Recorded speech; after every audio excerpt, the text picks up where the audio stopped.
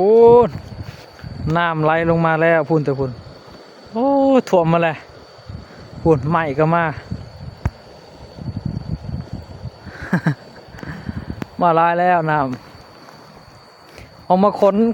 ข้างมักแตงซอยน้องชายกับเมียเราพากันปลูกมักแตงฝนตกเมื่อเช้านี่4-5 โมงโอ้แห้งเติบปลาคอหน่อยลายจะหน่อยยามตรงจะหน่อยเชียอัดคลิปวิดีโอลงให้เบิ่งนี่มักแตงน้องปลูกพอได้กินปลูกกินเองเขาดุเขาขี้ขาดมาซอยเขาน้องทรายกับน้องไผ่เฮ็ดหัวห้ากันแล้ววานนี่เพื่อใช่แล้วเมื่อยเติบ10 กว่ามือพุ่นบ่กันบกกายนี่เอามาใส่ตัวนี้ยังบ่ทันได้ใส่4 แถว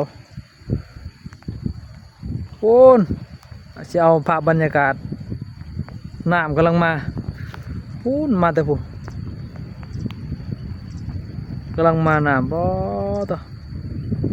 ยามตรงซับสิเอาป่า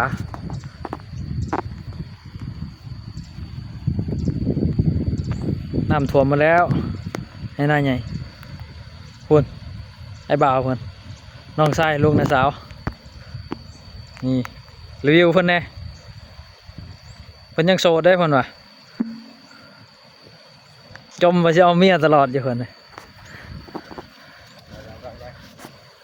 ดุได้เพิ่นเลยได้เพิ่นเลยซอยเวียก ยิ้มนี่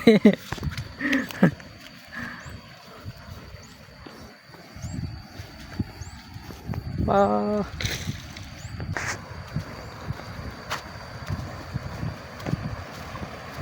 น้ำมาหลายดิล้นเลยคันหน้าแต่นี่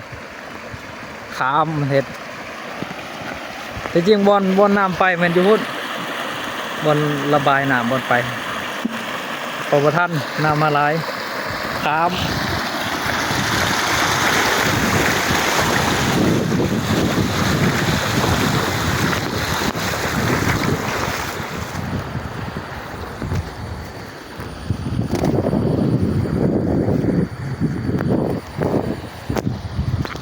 ไปขอหน่อยกันร้ายไรมันหากินท่านี่มันอิ่มจะได้มันลงจะได้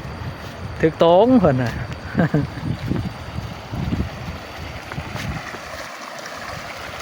น้ำมันล้นมันขามคันใหญ่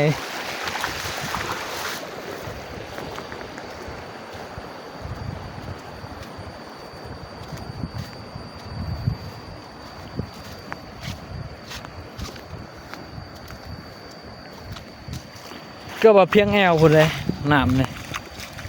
ความเลิกของมันบนนี่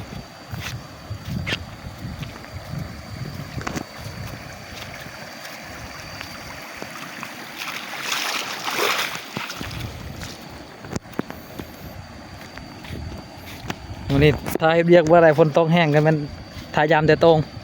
เอาปลาอย่างเดียวพอ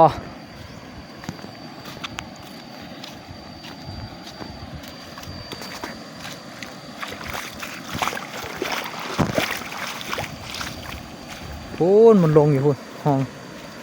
บนน้ำไปพูนตรงกับมันอยู่ลุมพูนอยู่ใต้พูน